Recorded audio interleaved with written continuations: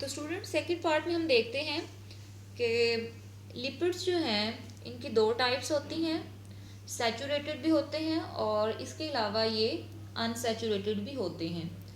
तो सैचुरेटेड जो हैं ये ऐसे होते हैं लिपिड्स जिनमें डबल बॉन्ड एग्जिस्ट नहीं करता, इनमें सिर्फ सिंगल बॉन्ड ही एग्जिस्ट करता है।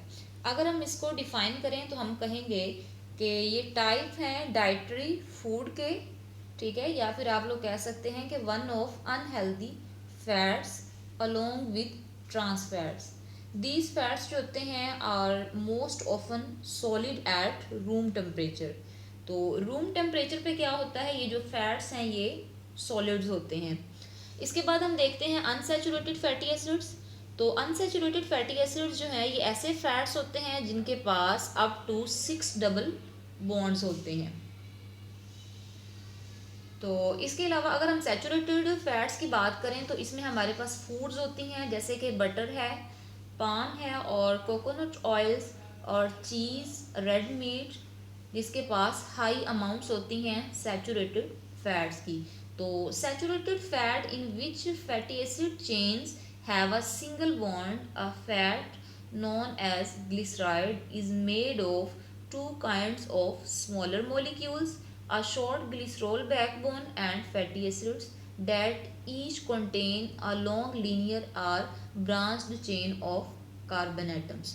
यानी एक फैट का मॉलिक्यूल है जिसको हम ग्लिसराइड कहते हैं, जो कि two kinds of smaller molecules का बना हुआ है और इसके पास एक शॉर्ट ग्लिसरॉल की बैकबोन होती है और साथ में फैटी एसिड का मॉलिक्यूल होता है जिसके पास लीनियर या फिर ब्रांच्ड चेन होती है कार्बन एटम्स की और इसके पास सिंगल बॉन्ड होता है। अगर हम अनसैचुरेटेड फैटी एसिड्स की बात करें तो जैसे कि हमने पहले कहा, इसके पास अप टू 6 डबल बॉन्ड्स जो हैं वो एग्जिस्ट करते हैं। तो इसके अलावा हम देख लेते हैं कि कुछ प्लांट्स के फैट्स होते हैं और इसके अलावा कुछ एनिमल्स के फैट्स होते हैं। तो प्लांट्स के जो फैट्स हैं ये लिक्विड होते हैं रूम टेम्परेचर पे, यानी 25 डिग्री सेंटीग्रेड पे ये लिक्विड होते हैं। अगर हम एनिमल्स की बात करें तो एनिमल्स के जो फैट्स हैं ये सॉलिड होते हैं रूम टेम्परेचर पे। तो अनसैचुरेटेड फैटी एसिड्स की हमारे पास जो एग्जांपल है उसमें हमारे पास ऑयल है और इसके अलावा यही वजह है कि फैट्स जो हैं, अगर हम फैट्स को देखें तो वाटर के अंदर ये डिज़ोल्व करें तो क्या होता है कि सरफेस के ऊपर एक लेयर होती है ऑयल की जो कि फ्लोट करती है और इनकी एक स्पेसिफिक ग्रेविटी होती है। अगर हम एक ग्लास में पानी लें तो क्या होगा कि जो ऑयल की लेयर होगी वो उसके ऊपर फ्लोट करेगी, स्पेसिफिक ग्रेविटी इसकी जो है वो कम होती है वाटर से, तो इसी वजह से क्या होता है कि ये फ्लोट करते हैं और इसके अलावा ये क्रिस्टलाइन नहीं होते। और इसके अलावा फैटी एसिड्स की बात करें तो जैसे कि हमने ऊपर देखा कुछ सॉलिड्स होते हैं कुछ लिक्विड्स होते हैं। तो सॉलिड फैट्स जो हैं ये एनिमल्स में एग्जिस्ट करते हैं और जो लिक्विड फैट्स हैं लाइक ऑयल्स तो ये प्लांट्स में एग्जिस्ट करते हैं। इसके अलावा अगर हम इनके मेल्टिंग पॉइंट्स और बॉइलिंग पॉइंट्स की बात करें तो हम कहते हैं कि ऐसे फैट्स जिनके पास कार्बन की कंसंट्रेशन ज़्यादा होती है उनके मेल्टिंग और बॉइलिंग पॉइंट्स जो हैं वो ज़्यादा होते हैं as compare to those compounds जिनके मेल्टिंग और जिनके पास कार्बन की कंसंट्रेशन कम होती है। तो स्टूडेंट्स हम देख रहे थे मेल्टिंग और बॉइलिंग पॉइंट्स। तो ऐसे हमारे पास एसिड्स जिनके पास कार्बन की कंसंट्रेशन ज़्यादा होगी उनके मेल्टिंग और बॉइलिंग पॉइंट्स जो हैं वो ज़्यादा होंगे। तो जिनके पास कार्बन की कंसंट्रेशन कम होगी तो उनके जो मेल्टिंग और बॉइलिंग पॉइंट्स जो हैं वो भी कम होंगे। यहाँ पे हम एक एग्जांपल जो है उसको डिस्कस करते हैं। जैसे कि इधर हमारे पास पाल्मिटिक एसिड है तो इसके पास 16 कार्बन एटम्स जो हैं वो मौजूद होते हैं। तो इसका जो मेल्टिंग पॉइंट है वो 63.1 डिग्री सेल्सियस होता है, यानी ज़्यादा होता है as compare to butyric acid जिसके पास सिर्फ 4 कार्बन एटम्स जो हैं वो मौजूद होते हैं। तो अगर हम इसके मेल्टिंग पॉइंट की बात करें तो इसका जो मेल्टिंग पॉइंट है वो -8 डिग्री सेल्सियस होता है जो कि बहुत ज़्यादा कम है as compare to palmitic acid. इसी तरह से हमारे पास कुछ और कंपाउंड्स हैं। अगर हम बात करें सैलिसाइक्लिक एसिड की तो उसके पास जो है वो 18 कार्बन्स होते हैं। तो जैसे जैसे कार्बन एटम्स बढ़ते जाएंगे तो मेल्टिंग और बॉइलिंग पॉइंट जो है वो भी इनके इंक्रीज होते जाएंगे। और इसके अलावा जैसे जैसे कार्बन एटम्स जो हैं वो डिक्रीज होंगे तो इनके मेल्टिंग और बॉइलिंग पॉइंट्स जो हैं वो भी डिक्रीज होंगे।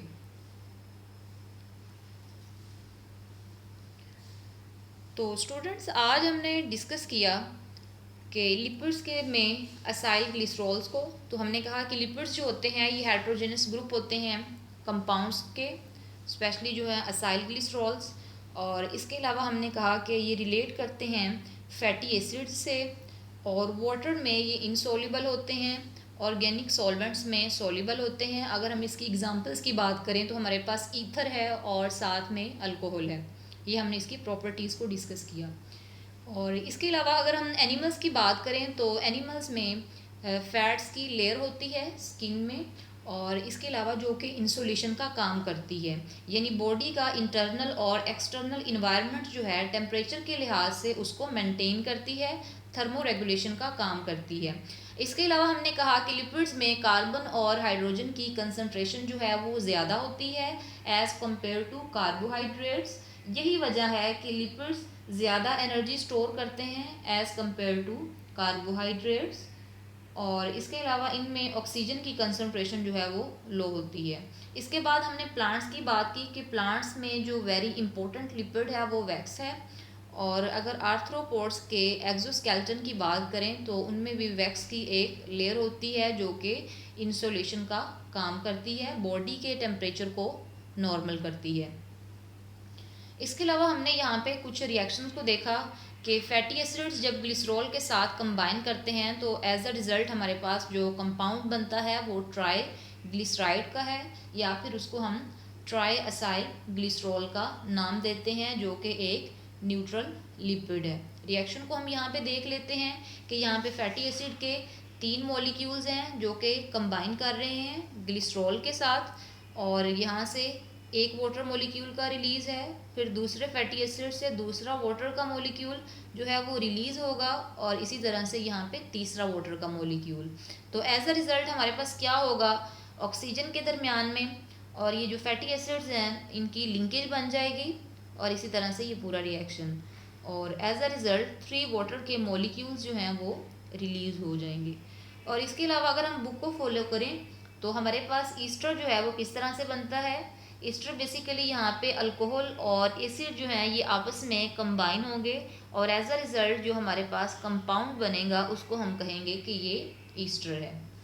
और फिर बाद में वाटर का जो मॉलिक्यूल है वो साथ में इसके रिलीज़ होगा। यानी हम इसको डिफाइन कर सकते हैं कि an ester is a compound produced as a result of chemical reaction of an alcohol with an acid and water molecule is released।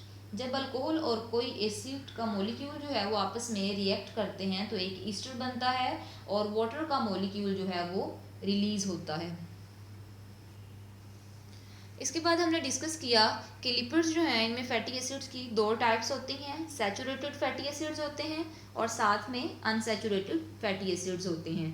तो सैचुरेटेड फैटी एसिड्स में जो हमारे पास एग्जांपल है उसमें बटर है, कोकोनट ऑयल्स हैं, चीज़ है और रेड मीट वगैरह। और इसके अलावा इनमें डबल बॉन्ड एग्जिस्ट नहीं करता, इनमें सिंगल बॉन्ड एग्जिस्ट करता है।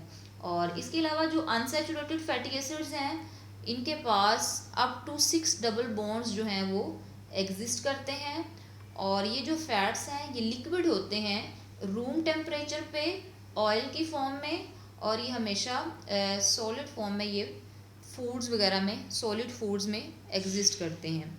इसके बाद हमने प्लांट्स और एनिमल्स के फैट्स को डिस्कस किया, उनकी नेचर क्या होती है। तो प्लांट्स में लिक्विड होते हैं रूम टेम्परेचर पे 25 डिग्री सेंटीग्रेड पे, और एनिमल्स के जो फैट्स हैं वो सॉलिड होते हैं रूम टेम्परेचर पे।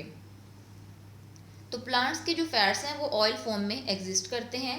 इसके अलावा हमने कहा कि ऐसे फैटी एसिड्स जिनके पास कार्बन और हाइड्रोजन की कंसंट्रेशन जो है वो ज़्यादा हो कार्बन की कंसंट्रेशन ज़्यादा हो उनके मेल्टिंग और बॉइलिंग पॉइंट जो हैं वो ज़्यादा होते हैं। यहाँ पे हमने एग्जांपल देखी, पाल्मिटिक एसिड जो है इसके पास 16 कार्बन एटम्स होते हैं, इनका मेल्टिंग पॉइंट जो है वो 63.1 डिग्री सेल्सियस होता है। इसके बाद हमारे पास ब्यूटायरिक एसिड है, इसके पास 4 कार्बन एटम्स होते हैं और इसका जो मेल्टिंग पॉइंट है वो -8 डिग्री सेल्सियस होता है। यानी हम देख सकते हैं यहाँ पे पाल्मिटिक एसिड का जो मेल्टिंग पॉइंट है वो ज़्यादा है as compare to butyric acid, क्योंकि इसके पास